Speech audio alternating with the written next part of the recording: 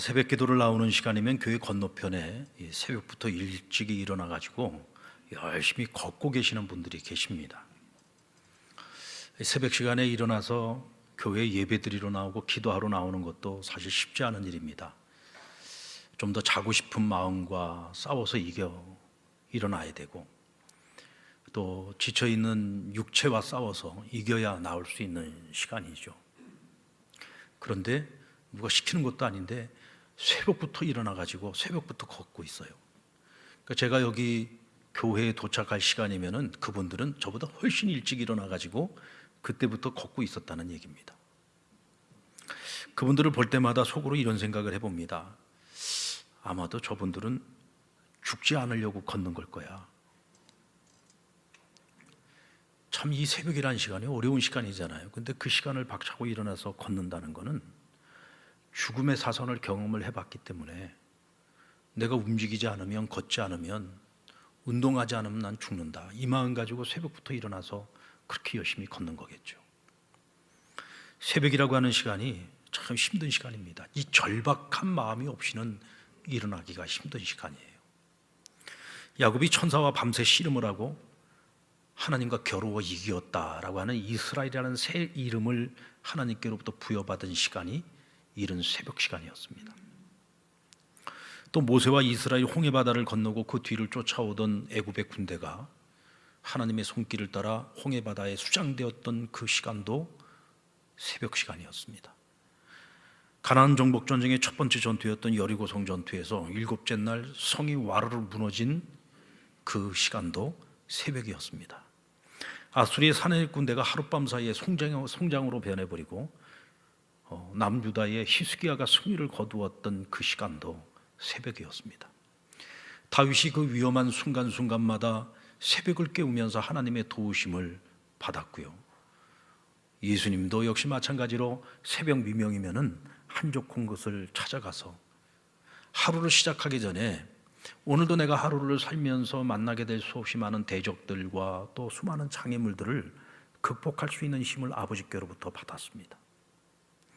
이 새벽에 거두었던 그 모든 승리들의 공통점에는 절박함이라는 것이 있다는 거죠. 절박함을 가지고 하나님과 씨름하면서 이루어낸 승리들이었습니다. 그 시간이 원수들에게는 심판의 시간이라면 새벽을 깨우며 씨름한 사람들에게는 하나님의 구원을 경험하는 새벽, 은혜의 시간이었습니다.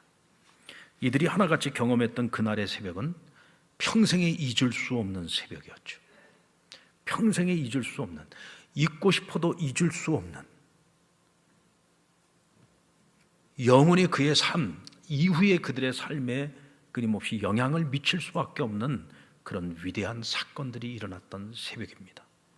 자, 오늘 본문에 나오는 아브라함의 조카 롯도 평생에 잊을 수 없는 새벽을 보내고 있습니다. 하나님께서 롯이 거주하던 성 소돔과 고모라를 심판하시던 날, 그날 새벽에 롯은 하나님의 구원을 경험했습니다. 23절에 보면 롯이 소알에 들어갈 때 해가 돋았다 그랬어요. 여기서 해가 돋았다는 말은 이른 새벽을 말하는 것입니다. 하나님의 그 천사들의 경고를 통해서 소돔성에서 나와서 이 소알성으로 들어갔을 때, 소알성에 들어가기까지 하나님께서 기다리셨다가 소돔을 심판하셨죠. 여러분, 소돔과 고모라를 심판할 때 어떤 일이 일어났다고 했습니까? 하늘로부터 유황과 불이 떨어졌다고 했어요. 성 안에 있는 모든 걸 다 불태웠습니다. 모든 사람들이 다 죽었습니다. 심지어는 땅에서 나는 모든 소산들마저도 다 사라졌다고 했습니다. 하나님께서 그 성을 완전히 멸절시키신 거예요. 철저한 심판입니다. 근데 그 심판 가운데서 하나님이 롯과 그의 가족을 따로 구별하여 그들을 구원해 주신 것입니다. 어찌 이날 새벽을 잊을 수가 있겠습니까? 평생에 잊을 수 없는 새벽을 경험한 것은 동일합니다. 앞서 말씀드렸던 그 새벽의 승리를 경험했던 사람들과 같은 승리를 경험했습니다. 원수들에게는 하나님의 심판이지만 그러나 그들에게는 따로 구별되어진 하나님의 구원을 경험했던 거죠. 그런데 롯이 경험한 구원의 은혜는 이 다른 사람들이 경험했던 이 은혜와 좀 차이가 있어요. 앞서 말씀드렸던 그들이 경험했던 그 구원의 은혜는 자신들의 절박함을 가지고서 하나님의 은혜를 구하여 얻은 것이었습니다. 그런데 오늘 롯이 받은 이 은혜는 자신의 절박함이 아니에요. 사실 롯에게는 아무런 절박함이 없었습니다. 이 소돔과 고모라 사람들의 그 부패와 타락을 바라보면서 마음에 아픔은 있었겠지만, 그러나 그것을 위해서, 그것을 고쳐보고자 그는 어떤 노력도 하지 않았고요. 그냥 일상의 삶에 묻혀서 자신에게 주어진 그냥 풍요를 누리면서 어제처럼 오늘도 그렇게 살고 있었어요. 그러면 롯은 어떻게 이런 심판 가운데 구원의 은혜를 입었습니까? 그의 삼촌 아브라함 때문이었습니다.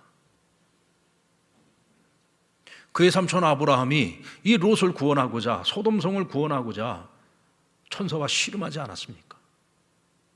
그 간절한 중보기도 덕분에 롯이 구원의 은혜를 입을 수 있었던 것입니다. 베드로후서 2장 7절에 보면 베드로 사도는 롯을 가리켜서 의로운 롯이라고 소개를 하고 있습니다. 우리 2장 7절 말씀을 보시면은 무법한 자들의 음란한 행실로 말미암아 고통당하는 의로운 롯을 건지셨도다라고 베드로는 소개하고 있어요. 자, 그런데 창세기 19장에 나타나고 있는 이 롯의 모습을 가만히 살펴보면 베드로가 말하고 있는 이 의로운 자라고 하는 이 이름을 붙이기에는 그의 삶이 너무 허물이 많아요. 문제가 많습니다. 그는 은혜를 입는 일에만 익숙했지 은혜를 베풀 줄 모르는 사람이었어요. 게다가 굉장히 이기적인 인물이었습니다. 우리가 잘 알고 있는 것처럼 롯이 그돌라오멜 동맹군에게 붙잡혀서 포로로 끌려가고 있을 때 누가 그를 구원해 주었습니까? 삼촌 아브라함이 자기 집에서 기르는 318명의 장정들을 이끌고 가서 목숨 걸고 싸워서 그를 구해낸 겁니다. 생명의 빚을 진 거예요. 삼촌 아브라함에게 롯은 생명의 빚을 진 사람이었습니다. 하나님께서 아브라함을 축복하심에 아브라함과 동행하던 롯도 복을 받았어요. 두 사람이 다 부자가 돼서 그의 목자들이 더 이상 한 곳에 머물 수 없게 되자 둘이 헤어지기로 작정을 합니다. 이때 헤어질 때 아브라함은 선택권을 누구에게 양보합니까? 롯에게 양보했습니다. 내가 좌하면 나는 우하고 내가 우하면 나는 좌하리라. 마땅히 선택권을 어른이 갖는 것이 맞는 얘기 아니겠습니까? 그동안의 삼촌 덕분에 롯은 복을 받았습니다. 그렇다면 적어도 한 번쯤은 이 삼촌의 배려에 대해서 거절을 했어야죠. 삼촌, 무슨 말도 안 되는 소리입니까? 오늘의 제가 있는 것은 다 삼촌 덕분입니다. 삼촌이 아니었으면 저는 진작에 죽었습니다. 삼촌이 아니었으면 저는 오늘의 이 형통을 절대로 누릴 수 없었을 겁니다. 삼촌이 먼저 갈 곳을 정하십시오. 삼촌께서 좌하면 내가 우하고 삼촌께서 우하면 제가 좌하겠습니다. 이게 당연히 그 입에서 나와야 될 말인데 그는 단 한마디도 거절을 하지 않고 자신이 가야 할 곳을 정해서 요단 들녘에 그 풍성한 땅을 보고 가겠다고 결정을 내립니다. 한마디로 말해서 그런 도리도 없고 배려심도 없는 사람이었던 거죠. 요단들을 선택했던 것도 아브라함은 언제나 그 모든 선택의 기준이 하나님 중심이었다면 롯은 자기 눈에 보기에 좋아 보이는 풍성한 땅을 선택했습니다. 풍요를 선택을 했던 거죠. 성공의 가능성이 많이 보이는 것을 선택했던 겁니다. 하나님의 뜻과는 전혀 상관없이 눈에 보기에 좋은 것을 결정했던 것이 바로 소돔과 고모라입니다.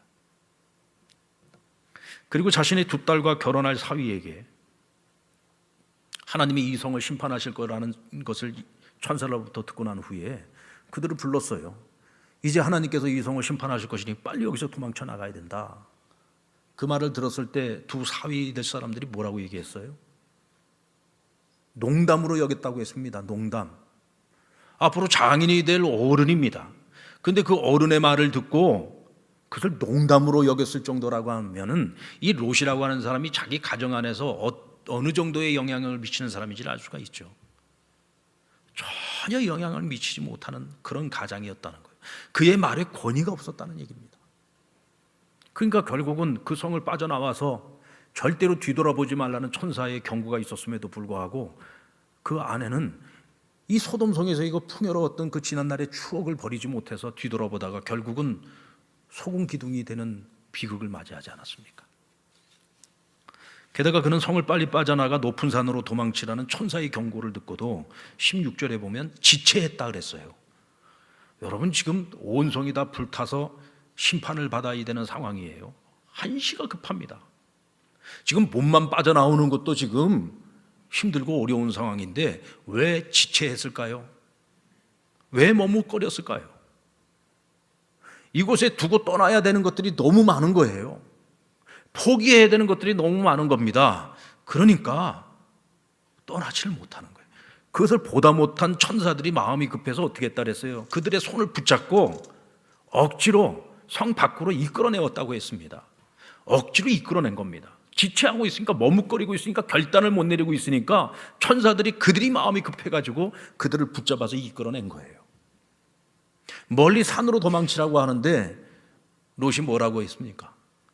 산은 너무 멀어 우리가 도망치는 중에 죽겠나이다. 그러니 가까운 성 소안에 머물겠다고 합니다. 근데 하나님께서 그 소원조차도 들어주셨어요. 이 롯이라고 하는 사람의 됨됨이를 보면은요, 하나님께서 이 사람에게 왜 이렇게 은혜를 베푸시는가 싶을 정도로 오늘 형편없는 모습을 보여주고 있잖아요. 여러분, 성경에 오늘 29절의 말씀에 보면은 하나님께서 롯을 구원하신 이유에 대해서 명백하게 밝히고 있어요. 하나님께서 아브라함을 생각하사 롯을 하나님의 심판에서 제외시키셨다 그랬어요. 누구를 생각했다고요? 아브라함을 생각해서. 하나님은 이 아브라함을 얼마나 사랑하셨으면, 이 아브라함의 사람됨을 하나님이 얼마나 귀하게 여기셨으면, 그래서 그가 눈물로 호소하는 그 중보기도를 듣고 롯에게 은혜를 베푼 거예요. 도저히 은혜 받을 수 없는 그 어느 것 하나도 마음에 들지 않지만, 그러나 아브라함을 생각해서 하나님이 롯을 구원해 주셨다는 거죠. 자, 그런데 베드로 사도는 왜 그를 의로운 롯이라고 이야기를 했을까요? 오늘 여기서 말하고 있는 이 의는 상대적인 의를 말하는 겁니다. 하나님의 심판을 받아야 되는 이 소돔과 고모라 사람들의 의에 비해서 오늘 롯이 그나마 조금 더 낫다는 거예요. 상대적인 의를 말하고 있는 것이죠. 적어도 그가 의로운 자라고 한다면, 의로운 자로서 평가를 받을 만한 사람이 되려면 적어도 자기 가정 안에서는 영향력을 미칠 수 있어야 되잖아요. 자기가 살고 있는 그 주변의 지역 주민들이나 이웃들에게 선한 영향력을 미쳐야 되지 않겠습니까? 그런데 그는 그 오랜 세월 동안 소돔과 고모라에 살았지만은 한 게 아무것도 없어요. 전혀 영향을 미치지 못했습니다. 결국은 의인 10명이 없어서 소돔과 고모라가 멸망했다는 얘기는 롯이 그 성 안에서 제대로 한 역할이 아무것도 없었다는 거예요. 자기 가족들만 제대로 훈련시키고 제대로 믿음으로 연단시켰어도 의인 10명을 왜 못 만들겠습니까? 자기하고 가까이 친하게 지내고 있는 사람들에게 영향력을 미쳤다면 왜 의인 10명을 못 찾겠습니까? 아무런 역할을 하지 못했다는 얘기죠. 근데 반면에 의로운 사람이 아브라함을 보십시오. 그는 소돔과 고모라를 하나님이 심판하실 거라는 얘기를 들었을 때 이 성을 구원하기 위해서 포기하지 않았습니다. 끝까지 천사들을 붙들고 씨름하지 않았습니까? 처음에는 의인 50명만 있어도 나중에는 의인 10명, 의인 10명이 없어서 그 성이 멸망하는 것을 아브라함은 지켜봐야 했어요.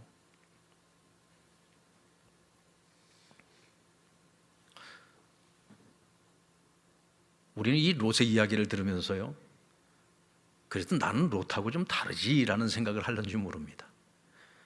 이 롯이라는 사람이 이 영 못 쓸 사람이네, 이 아주 형편없는 사람이네, 우리가 이런 생각을 가지고 지금 이 롯의 이야기를 듣고 있습니다만은 사실 롯과 우리가 뭐가 그렇게 크게 다르겠습니까? 저와 여러분도 롯처럼 평생에 잊지 못할 새벽을 우리도 다 경험했던 사람들입니다. 롯이 아브라함의 은혜로 말미암아 그가 하나님의 구원을 경험했듯이 오늘 저와 여러분도 예수 그리스도의 십자가의 은혜로 구원의 은혜를 입은 사람들 아닙니까? 롯이나 우리나 사실은 큰 차이가 없습니다. 전적인 하나님의 은혜로 구원을 얻은 거죠. 어떤 간절함이나 새벽을 깨우는 결단과 노력을 통해서 우리가 구원을 얻은 게 아니에요. 예수 십자가의 철저한 희생과 헌신을 통해서 우리가 구원을 얻은 거예요. 우리가 이것을 절대로 잊어서는 안 됩니다. 그래야 우리는 롯의 이야기를 들을 때 롯의 허물이 나의 허물로 여겨질 수 있는 거예요. 롯의 그 연약함이 나의 연약함으로 여겨질 수 있는 거예요. 이때 하나님 말씀을 통해서 우리가 우리 자신을 돌아볼 수 있는 겁니다. 그래서 이전과 다른 삶을 새롭게 우리가 다시 한번 결단해 볼 수 있는 거죠. 같은 새벽이었습니다. 또 한 사람이 하나님의 심판으로 완전히 멸절해버린 그 소돔과 고모라 성에서 피어오르고 있는 한 점 연기를 지켜보고 있었습니다. 그가 누굽니까? 밤새 천사와 씨름하며 소돔과 고모라를 구원하기 위해서 중보기도했던 아브라함이죠. 아브라함은 결국은 의인 10명이 없어서 멸망해버린 그 소돔과 고모라를 보면서 무슨 생각을 했을까요? 무슨 생각을 했을까요, 여러분? 한번 내가 아브라함의 입장이라고 생각을 하고 그 무섭고 두려웠던 그 밤에 소돔과 고모라가 완전히 멸절해버린 그 새벽에 그것을 바라보는 아브라함의 심정은 어땠을까? 제가 아브라함이었다면 이렇게 생각을 했을 것 같아요. 야, 나 하나라는 존재가 정말 중요한 존재구나. 나는 하나님의 사람이에요. 하나님의 은혜를 경험했던 사람이에요. 하나님께 구원받은 사람이에요. 하나님의 자녀로서 살아가요. 하나님께서 이 세상 가운데에서 의롭다고 여겨주시는 사람이에요. 오늘 나 하나가 얼마나 소중한 존재인가. 여러분, 소돔과 고모라가 멸망한 것은요, 그들의 죄악 때문이기도 하지만 그것만으로 그들을 심판하신 것이 아니에요. 의인 10명이 없었잖아요. 이 세상에 의인으로 살아가는 자들이 그 역할을 제대로 감당하지 못하면 그 탓으로 세상이 멸망을 할 수밖에 없는 거죠. 아브라함은 바로 그 사회적 책임을 생각을 한 겁니다. 의인으로서 내가 이 세상을 어떻게 살아야 나와 함께 더불어 살아가는 사람들을 구원할 수 있을까? 내가 이 책임을 감당하지 못하면 내가 살아가는 이 사회가 망할 수밖에 없지 않을까? 그 두려운 마음을 가지고 책임의식을 갖지 않았겠습니까? 책임감을 느끼지 않았겠습니까? 오늘 저와 여러분에도 이와 같은 책임의식이 있어야 됩니다. 롯과 같이 무책임한 그리스도인이 되어서는 안 되죠. 아브라함처럼 소돔과 고모라의 그 새벽을 기억하면서 세상 속에서 나는 앞으로 어떻게 살아가야 하는가, 어떻게 내가 사회적 책임을 감당해야 할까. 적어도 너 때문에 이 세상이 멸망했다라는 말을 듣지는 말아야 되지 않겠습니까? 오늘 저와 여러분에게 그 책임이 있습니다. 그리고 그런 생각을 가질 수 있는 것이 은혜 입은 자에게 마땅한 생각입니다. 자, 그렇다면 롯은 이 평생 잊지 못할 이 새벽을 경험하고 난 이후에 그 인생이 어떻게 달라졌을까요? 이제 결론부터 말씀드리겠습니다. 롯은 하나도 달라진 것이 없습니다. 달라져야 하는 것이 마땅한 일인데도 불구하고 전혀 그런 달라진 것이 없었습니다. 소알성으로 들어간 롯과 두 딸은 소알에서 나와서 산으로 올라가 동굴에 기거하게 됩니다. 이때 두 딸이 의논을 하지요. 세상은 너무 타락해서 이제 우리의 배필을 이 세상에서는 얻을 길이 없다. 그런데 우리 아버지도 이제 너무 늙었다. 아버지의 후사를 이어가야 되겠는데 어찌해야 될까? 둘이 고민을 하다가 아버지에게 술을 먹여서 잠을 재우고 아버지와 동침하여 우리가 아버지의 후사를 이어가자 근친상간의 계획을 세우게 됩니다. 그리고 그것을 실행을 해서 이 두 딸이 아들들을 낳게 되는데 큰 딸이 낳은 아들의 이름이 모압이요, 둘째 딸이 낳은 아들이 베남미였습니다. 이 두 자녀가 바로 모압과 암몬의 조상이 되죠.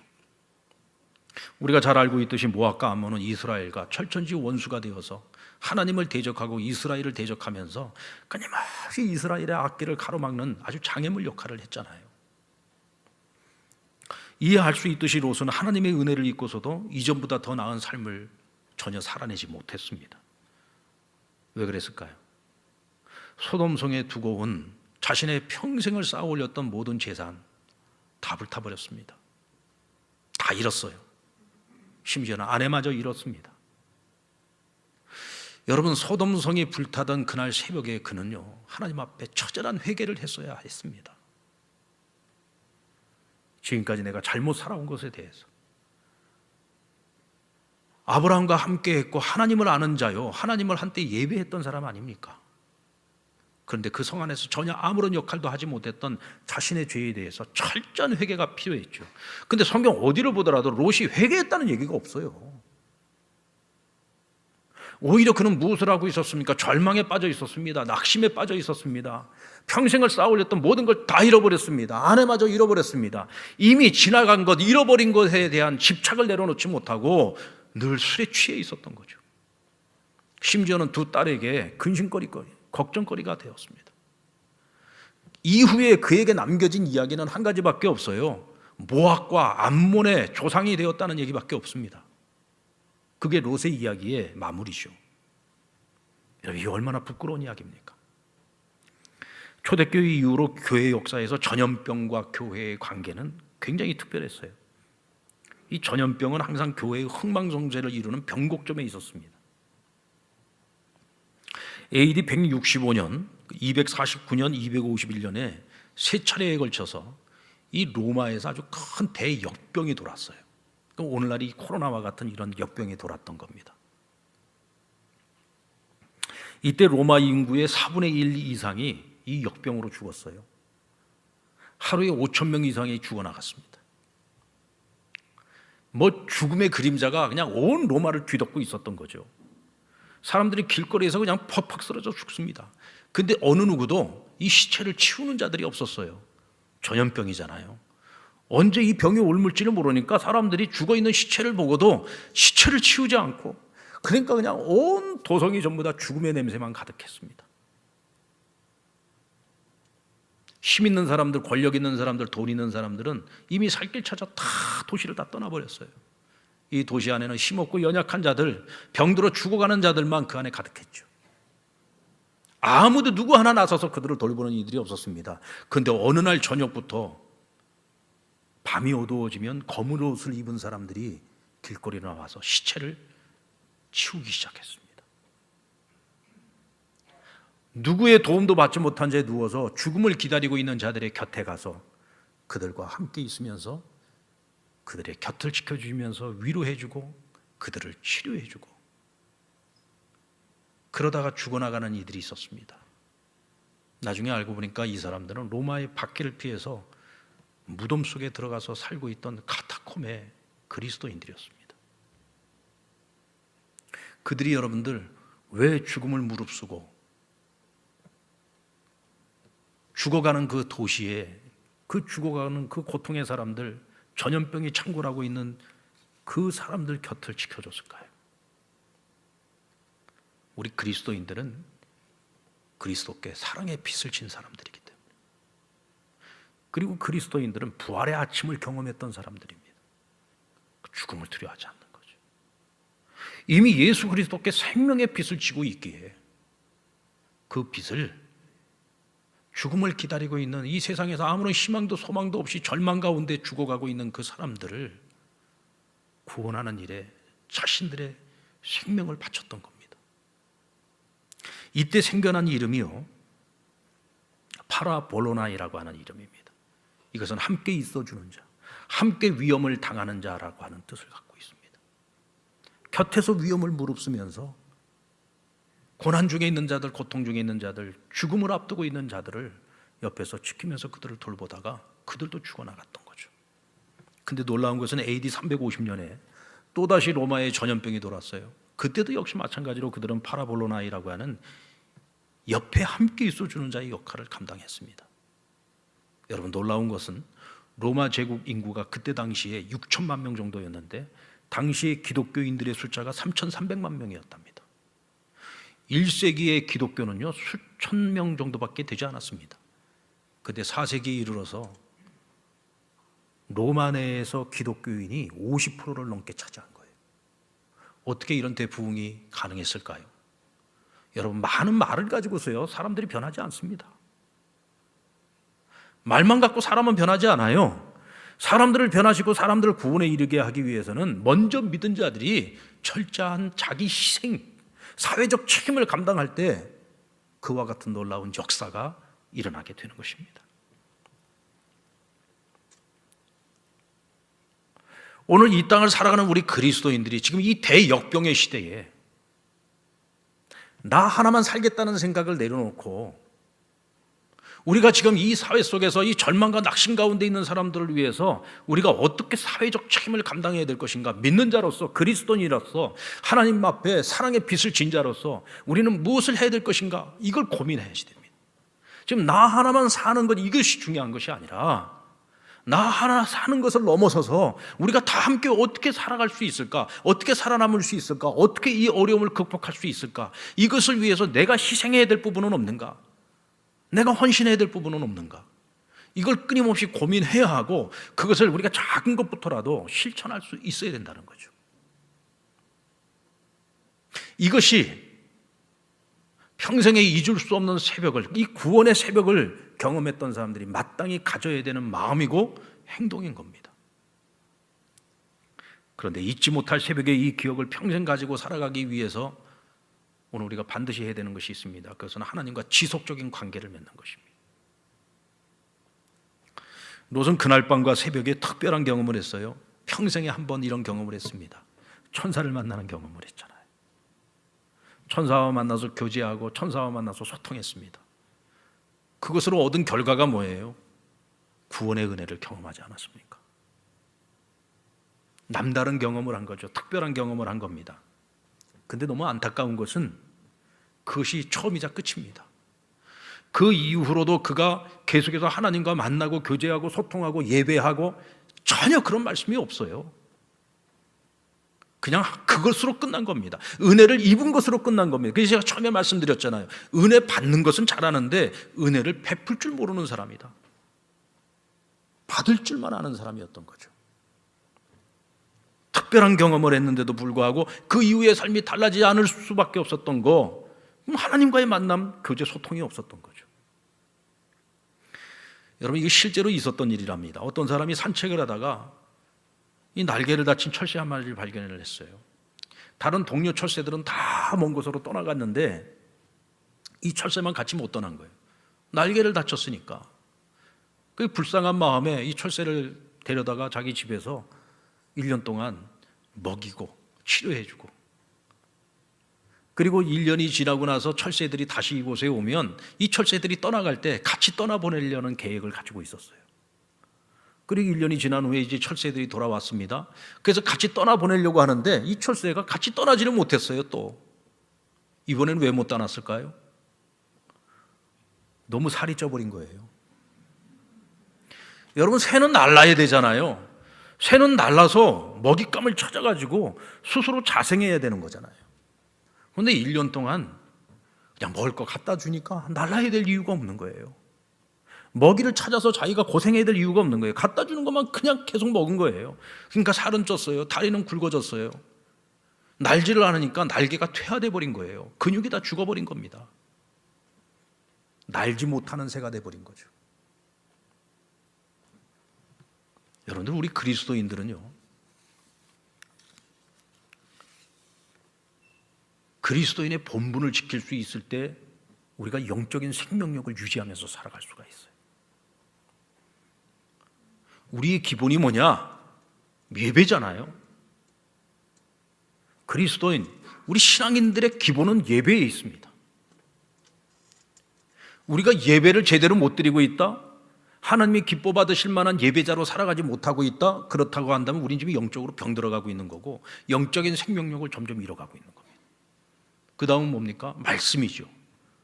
하나님의 말씀을 먹으면서 말씀으로 날마다 우리를 채워가야 되는데 우리는 늘 세상의 것들만 먹고 있잖아요. 날마다 아침에 눈 뜨면서부터 세상의 정보를 끊임없이 먹고 있잖아요. 우리가 눈으로 보는 것, 귀로 듣는 모든 것들이, 세상 것들은 내가 그냥 무방비 상태로 끊임없이 내 안으로 다 들어오고 있는데 우리가 성경을 읽지 않고 묵상하지 않고 말씀을 붙잡고 살아가지 않으니까 내 안에 말씀으로 채워지는 것이 아니라 세상으로 점점 채워지는 거예요.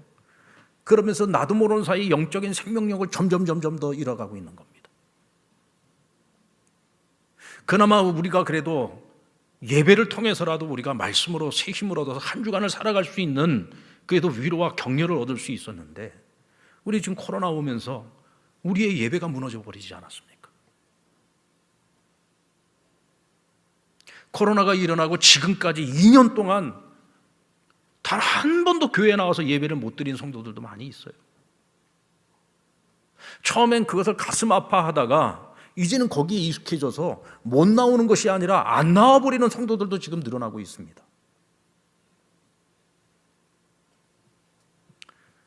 하나님 앞에 참된 예배자로 서지 못하는 우리가 어떻게 우리 애가 이 영적인 생명을 유지할 수가 있겠습니까? 비대면 예배, 온라인 예배로 드리는 그 예배에는 분명히 한계가 있어요. 그것만 가지고는 절대로 채워지지 않는 부분이 있습니다. 나는 그것으로 충분합니다. 절대로 그렇지 않습니다. 그건 몰라서 그러는 거예요.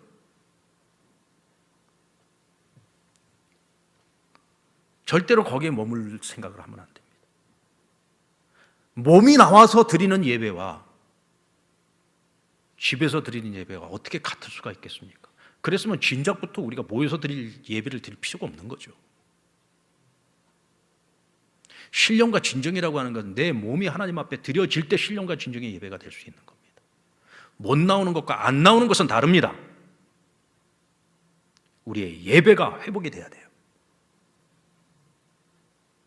말씀이 회복되어져야 되고 기도가 회복돼야 됩니다. 우리의 신앙의 이 기본이 회복되어질 때에 우리의 영이 살아날 수 있는 거예요. 영적인 생명력을 가지고 그리스도인이 그리스도인답게 날아오를 수 있는 것입니다. 새가 날아오르지 못하면 새가 아니듯이 그리스도인이 신앙의 기본을 가지고 우리의 신앙이 성장하고 영적인 날개를 갖고 날아오르지 못하면 우리도 죽은 그리스도인이 되고 마는 거죠.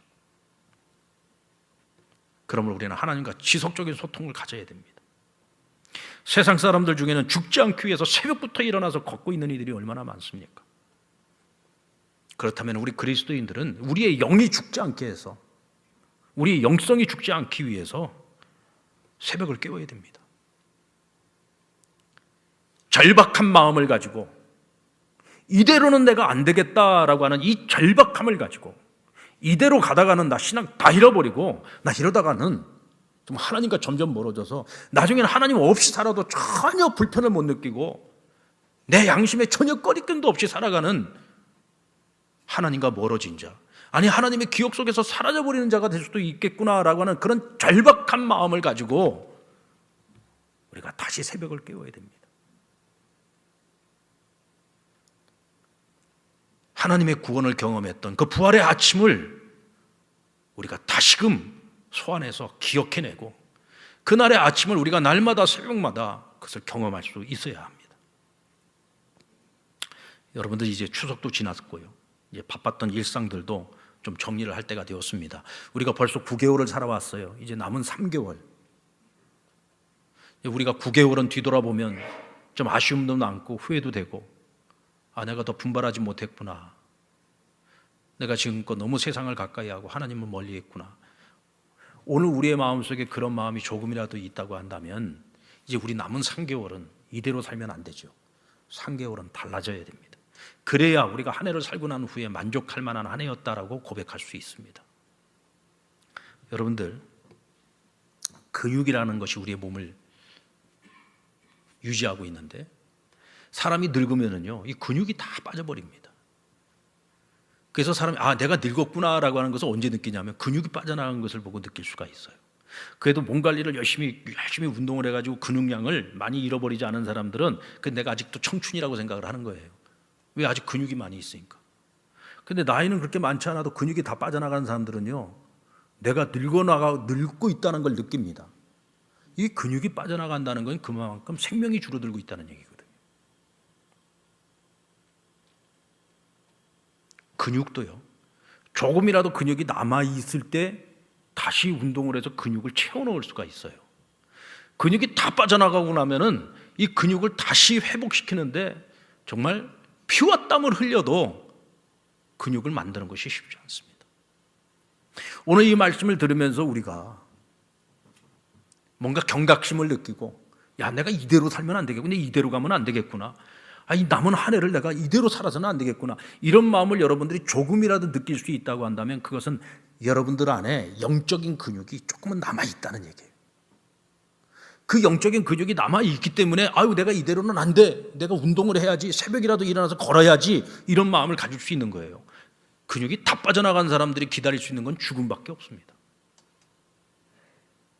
오늘 여러분들이 조금이라도 그런 마음을 가질 수 있다면 내게 아직은 그래도 영적인 근육이 조금은 남아있는 거예요.